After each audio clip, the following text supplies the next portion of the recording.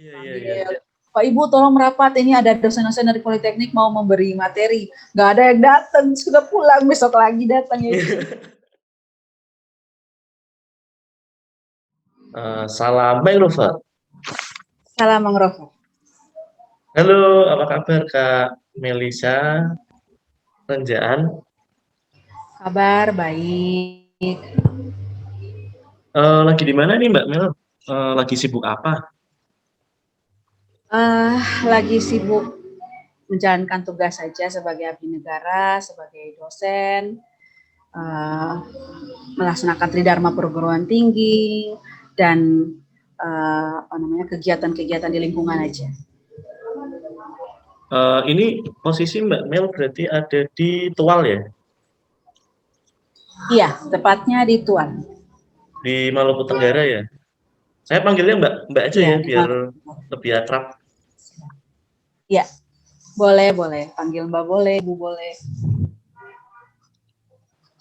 Untuk saat ini berarti kan jarak dari Maluku ke Maluku Tenggara itu boleh diceritakan seberapa jauh Mbak Mel? Jadi kalau cukup jauh, jadi kalau tiba dari Surabaya atau dari Jakarta, kita akan transitnya di Ambon sebagai ibu kota provinsi.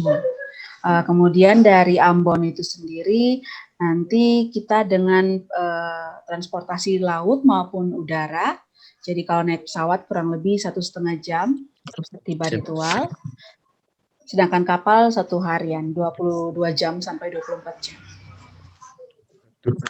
Lumayan ya. Kalau Mbak Mel sendiri biasanya naik pesawat atau kapal Mbak?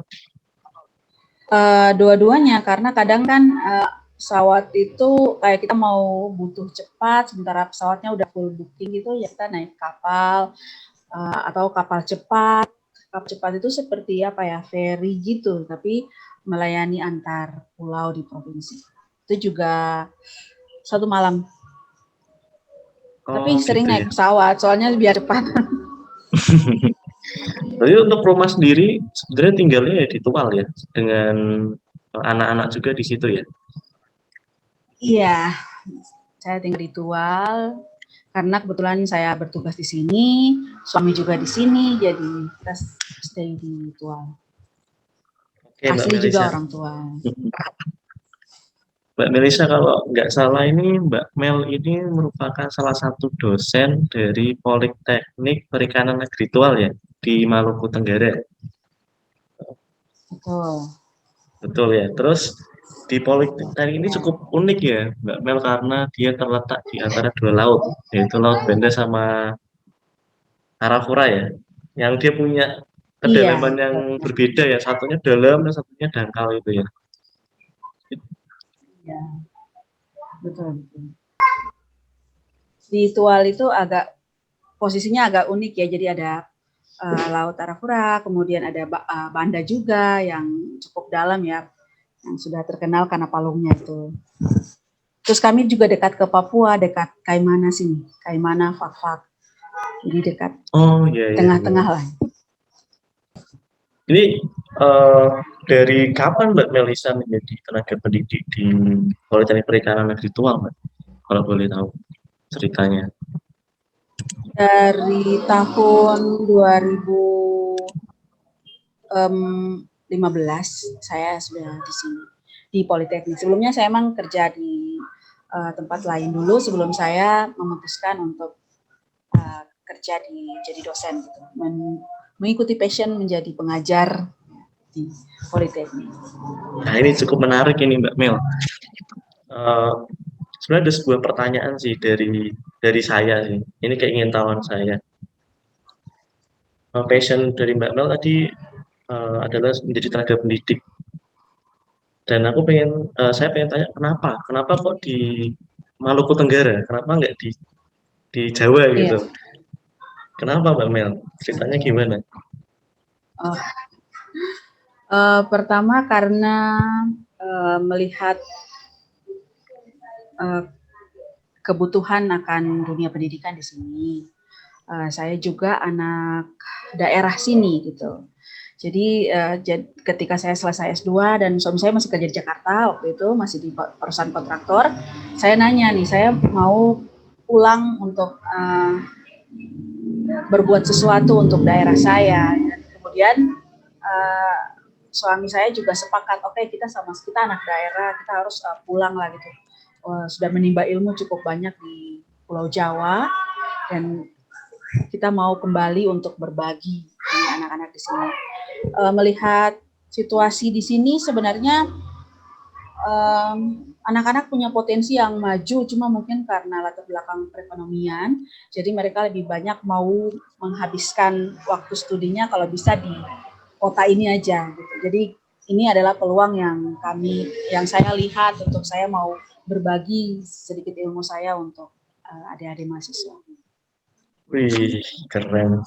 Berarti panggilan dari dalam diri Mbak Melisa ketika Mbak Melisa sudah mendapatkan dalam tanda kutip dari luar, nggak boleh lupa ya sama rumahnya, ayo membangun rumahnya. Betul. Oke. Mbak Melisa berarti sekarang di departemen ini ya, kalau nggak salah di Marine Ecotourism ya, atau benar ya? Betul. Ini kan departemen yang mungkin cukup teman-teman itu mungkin baru kenal ya, karena kalau misalkan di Semarang sendiri kan ilmu kelautan, oceanografi, perikanan gitu ya. Tapi kalau ini seperti kayak departemen lokal atau gimana ya? Seperti muatan lokal di sana gitu atau gimana, Mbak Mel? Oh ya, jadi kami di sini Politeknik kan punya 10 program studi. Nah, yang lainnya tuh semua memang lebih pure perikanan kelautan. Jadi ada bioteknologi, perikanan, teknologi kelautan, teknologi budidaya, dan itu yang D3-nya ada 4 dan D4-nya itu ada 6. Nah, salah satunya adalah dari kami program studi agrowisata bahari. Sebenarnya program studi ini juga baru dibuka pada tahun 2017 karena melihat peluang pariwisata yang sangat besar di Kepulauan K ini yang meliputi Maluku Tenggara dan Kepulauan. Jadi karena melihat peluang ini, ya udah, kenapa kita tidak menjemput bola membuka suatu program studi yang ada pariwisata baharinya, karena kebetulan kita memang kawasan kami ini kan lebih banyak bertumpu pada wisata bahari ya. Jadi program studi ini untuk menjawab tantangan itu. Oke, jadi menyiapkan tenaga mahasiswa untuk siap ya sebenarnya, tenaganya siap ya di daerah tersebut juga ya Kak Mel. Nah, tentunya ini pasti ada tantangan tersendiri ya terkait mungkin fasilitasnya. Mohon maaf kan, mungkin di Indonesia Timur itu mungkin berbeda sekali dengan di Jawa salah satunya, ataupun di kota-kota itu seperti apa ya, fasilitasnya di sana itu seperti apa, Mbak Nil? Kalau fasilitas sebenarnya karena kami punya pemerintah pusat, kementerian di bawah naungan Kementerian Pendidikan, Kebudayaan, Riset dan Teknologi. Jadi sebenarnya kalau bantuan untuk lab ataupun bangunan dan lainnya itu kita selalu dapat bantuan karena kita kan masih bukan seperti Undip ya, Undip sudah PTNBH, kita masih Satker. Oh ya, ya, kalau Unpati kan sudah masuk ke BLU, kami mungkin baru mau jalan ke BLU. Badan Layanan Umum ya, Mbak? Iya. Jadi sebenarnya kalau dari fasilitas tidak buruk-buruk sekali. Cuma karena prodi kami ini prodi yang masih baru, jadi kami belum punya lab sendiri gitu, belum punya lab yang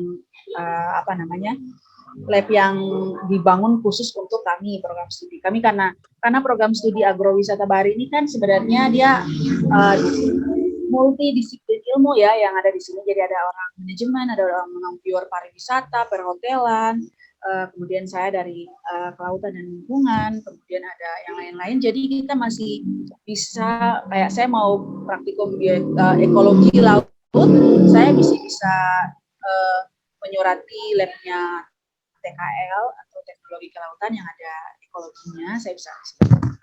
Sebenarnya tidak begitu apa ya, memang mungkin masih butuh ke depannya banyak sekali bantuan untuk lab-lab dan gedung gitu, untuk supaya bisa memadai ya. Oke, berarti memang dalam proses perintisan ini ya, jadi Iya. labnya mungkin masih menggunakan lab-lab yang ada di situ gitu ya, Iya. belum khusus dibangunkan untuk program studi ini gitu. Iya, karena masih baru ya. Kebetulan saya kemarin ini Mbak Mel sempat 10 hari di Maumere Oh iya, iya mau merah. dan saya bertemu dengan teman-teman dari LIPI atau sekarang Oh BRIN iya. ya sekarang ya BRIN. Itu dengar-dengar ceritanya tuh di Tual itu ada laboratorium LIPI juga Iya dan betul. laboratorium itu mau dihibahkan apa ya Din? Iya, Oh, ke Politeknik. Jadi untuk ke sementara ini, Politeknik. ya untuk sementara ini sedang berjalan ke arah itu. Sudah ada pertemuan-pertemuan sih sama pimpinan kedua instansi. Jadi nanti kita menunggu saja berikutnya. Kalau penelitian sih sudah sering ya kerjasama antara LIPI sini, LIPI Tual dengan kampus Politeknik. Oh, ya, kabar baik ini berarti Mbak Mel untuk Dan untuk banyak ke budidaya sih sepertinya. Lebih banyak ke oh, budidaya. Karena mereka punya hatchery yang cukup memadai untuk bisa membantu teman-teman di program studi budidaya. oke. Mbak Mel ini berarti menyelesaikan studi juga di ilmu lingkungan ya Mbak berarti ya, di ilmu lingkungan Undip ya? Iya, benar. Ini di rumah saudara.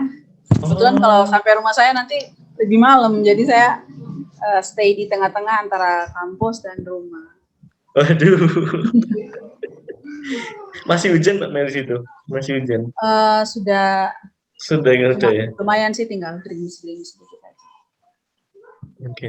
Mbak Mel, Ya. ini kan seru ya, maksudnya mendengar cerita Mbak Mel gimana kondisi di sana ternyata dalam proses pengembangan terus di sana dan ini ada kabar baik juga dari LIPI atau BRIN untuk mengembangkan laboratorium untuk Politeknik Negeri Tual, Perikanan Tual juga.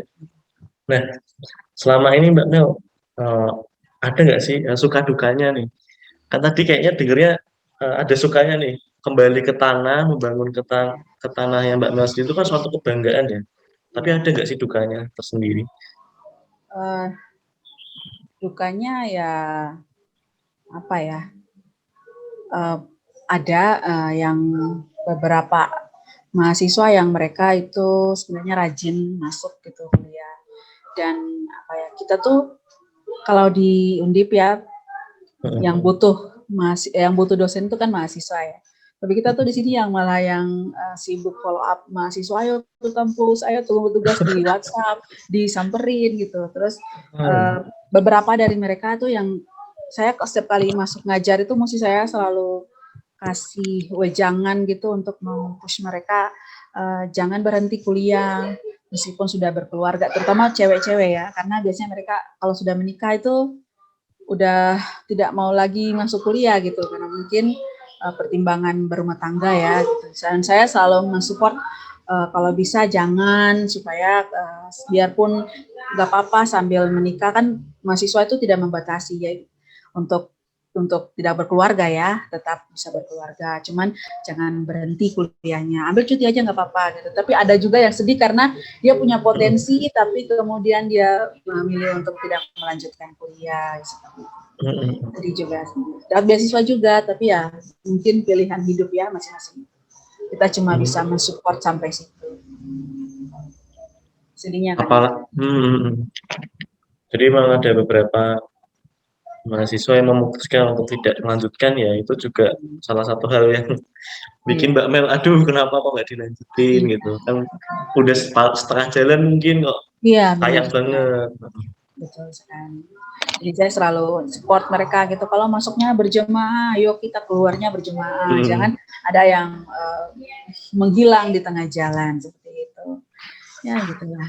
Banyak sih dukanya juga, kayak saya bikin pengabdian gitu, kita tunggu-tunggu sampai udah dipanggil sama desa pakai toa itu yang kayak di masjid itu ya, dipanggil Pak Ibu tolong merapat, ini ada dosen-dosen dari Politeknik mau memberi materi. Nggak ada yang datang, sudah pulang, besok lagi datang ya.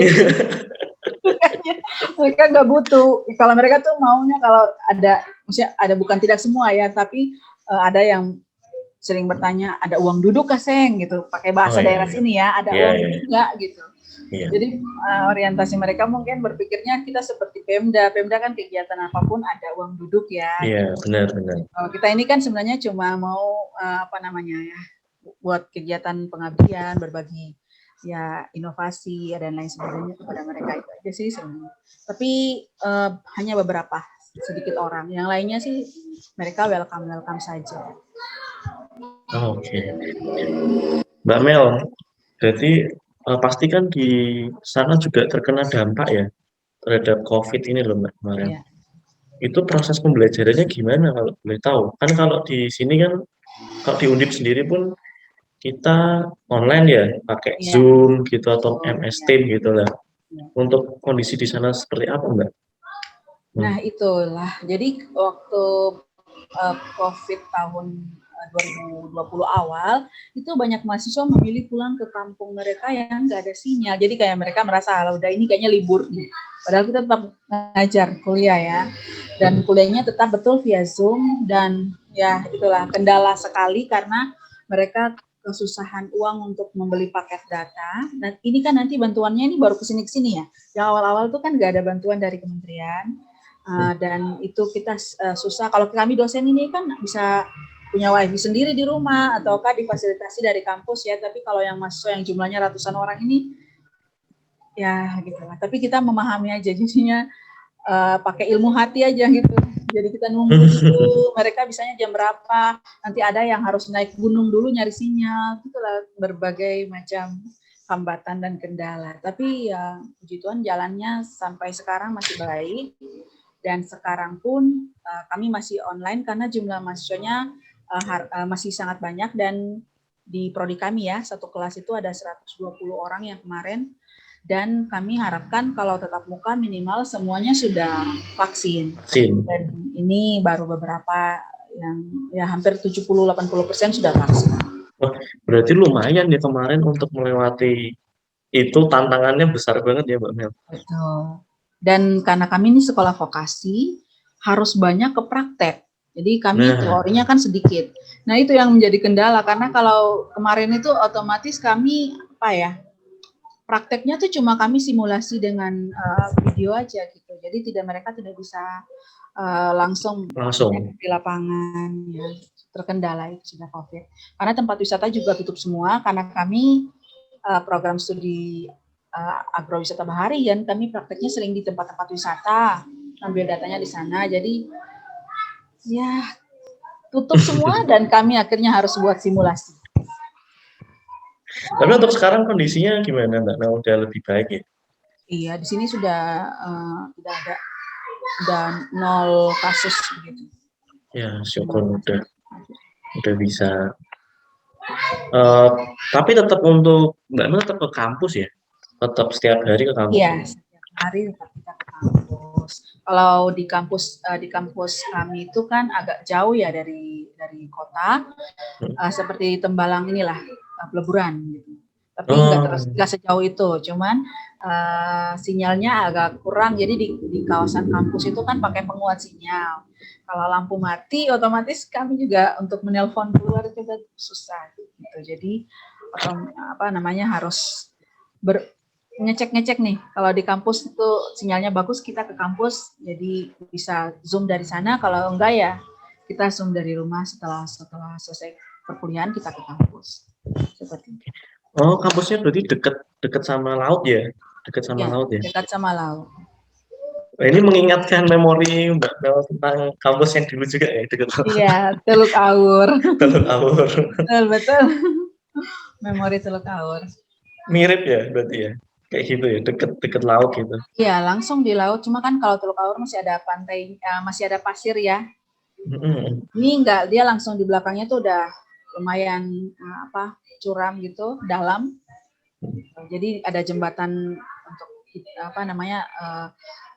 dari kapal-kapal TPI, teknologi penangkapan, punya kapal. Oke. Ngomong-ngomong soal Teluk Awur nih, Mbak. Mungkin mengingat apa kenangan yang dulu ya. Ini mungkin Iya. sedikit-sedikit cerita lagi kenangan dulu. Kalau nggak salah Mbak Melisa waktu muda dulu, waktu muda masih di Undip, dulu Hmm. pernah ikut ini ya, kegiatan relawan dengan teman-teman Kesemat itu eh, dapat dana dari wetland ya buat Iya, menanam dari mangrove di wetland. Teluk Awur. Iya, betul. Bikin bedeng gitu-gitu ya. Ya, bikin bedeng, ngasih masuk apa namanya proposal gitu, kita jalan cari proposal untuk dapat dana juga gitu kan. Untuk kegiatan-kegiatan Kesemat itu dulu waktu zaman mangrove Replant. reclamation, yes, reclamation. Terus sempat juga ya ada apalagi kegiatannya lumayan sih untuk Kesemat tuh kayaknya padat sekali kegiatannya. Jadi kami juga harus pintar-pintar segera mungkin habis kuliah buat tugas supaya kegiatan lain kita mesti harus pergi ke base camp di bawah di dulu di apa ya ngeserap 5 nomor berapa tuh saya lupa. Oh iya, Nah, ngeserap ya. iya yang ngeserap 5 kalau nggak salah ya. Dulu. Kalau yang di kegiatan di Teluk Awur itu sebenarnya kegiatannya sangat padat sekali dan benar-benar apa ya kita tuh Gimana pada itu ceritanya? semangat. Gimana Kita itu ceritanya, Mbak? ya kita pada semangat sekali tuh kita angkatan itu ada saya Mbak Iin, almarhum Dian Ideng, terus kemudian Mbak Maya yang di KKP dan bangunan Oh, tuh Mbak Maya, kemudian Mbak Anita, Mbak Windu yang sekarang Mbak Windu juga di Kementerian Kelautan tapi di SIKA.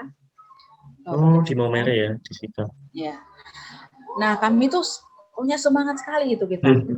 Bikin bedeng, masuk lumpur. Saya ingat masuk lumpur terus pertama kali apa namanya di apa tuh kakinya digigit Kepiting bukan? kepiting.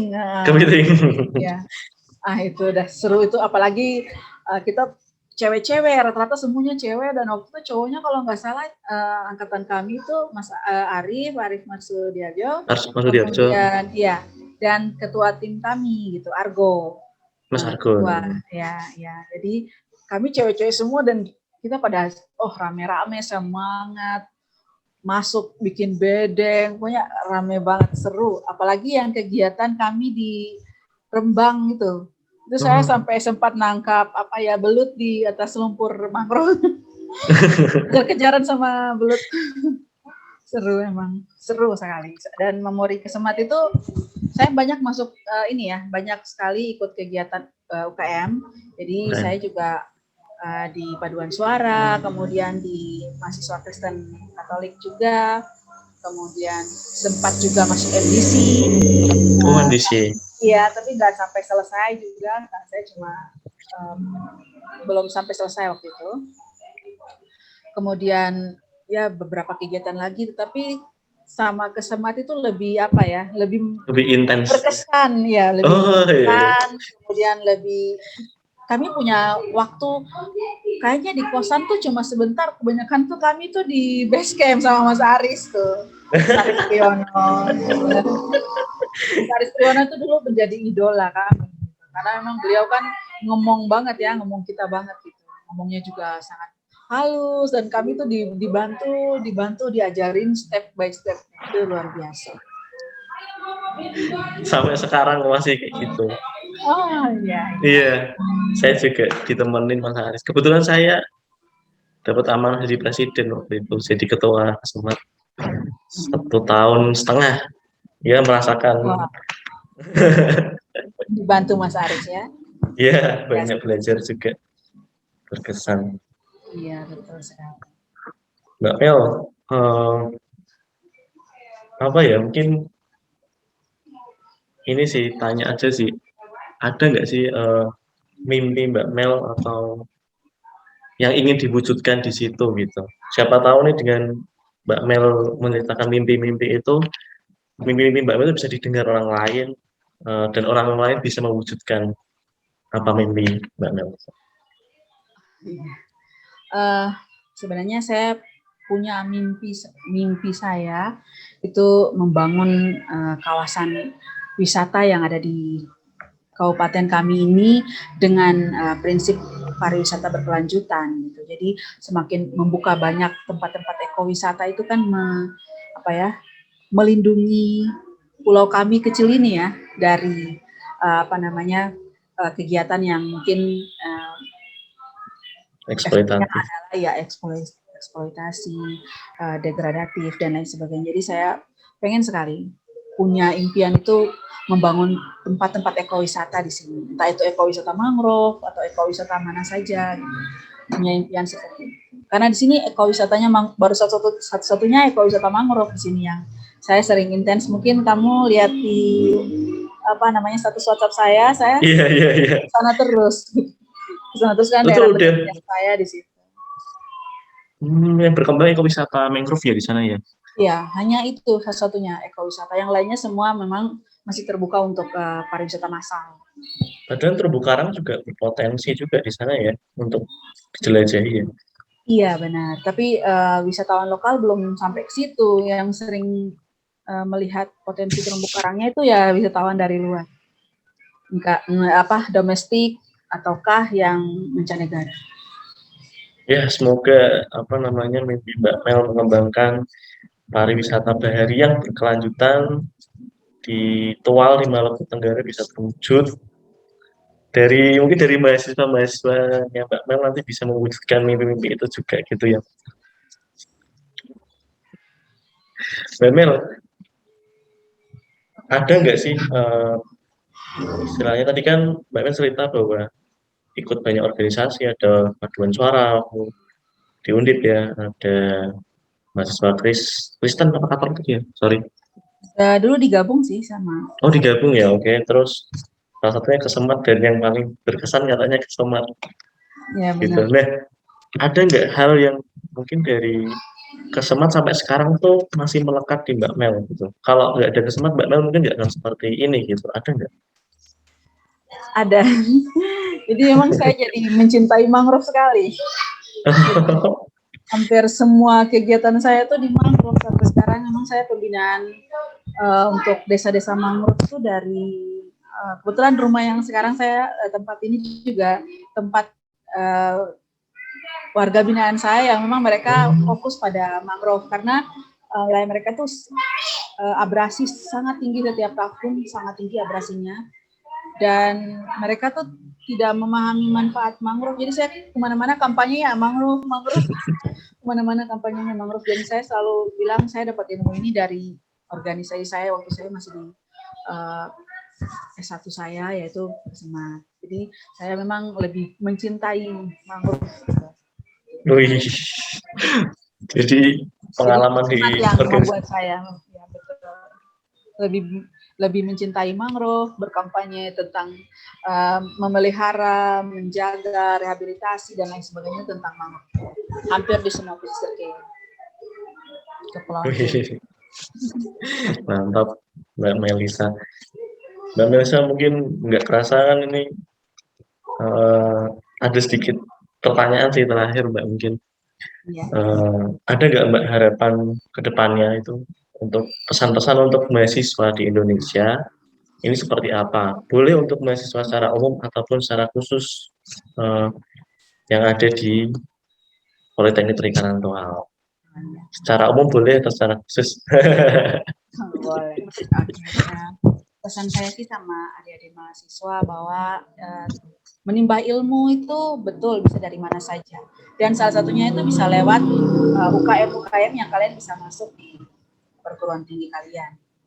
Dan itu bisa menambah banyak sekali, bukan hanya ilmu saja, tetapi bagaimana caranya bekerja sama, disiplin, dan lain sebagainya. Itu bekal yang tidak bisa diperoleh di mata kuliah sehari-hari, yaitu di UKM itu. Belajar banyak. Buat mahasiswa yang dia belajar tentang laut atau mahasiswa kelautan nih, kenapa mereka harus mencintai laut? Iya benar, karena ya harus ketika kita belajar tentang pesisir dan laut, ya kita bukan hanya belajar saja, tapi kita juga harus taruh hati kita di situ untuk mencintai, karena pesisir laut kita ini kan adalah sumber daya alam yang harus kita jaga dan kita rawat. Saya selalu bilang sama mahasiswa saya bahwa ingat bahwa alam kita ini punya wisata itu bertumpu pada pesisir dan laut kita. Jadi kalau kita tidak jaga, itu bukan sesuatu yang hari ini bisa kamu rusak, besok lagi bisa jadi baik gitu. Sesuatu yang butuh waktu dan proses dan biaya yang tidak sedikit untuk memulihkan, jadi harus kita jaga. Wih, luar biasa sekali Mbak Melisa.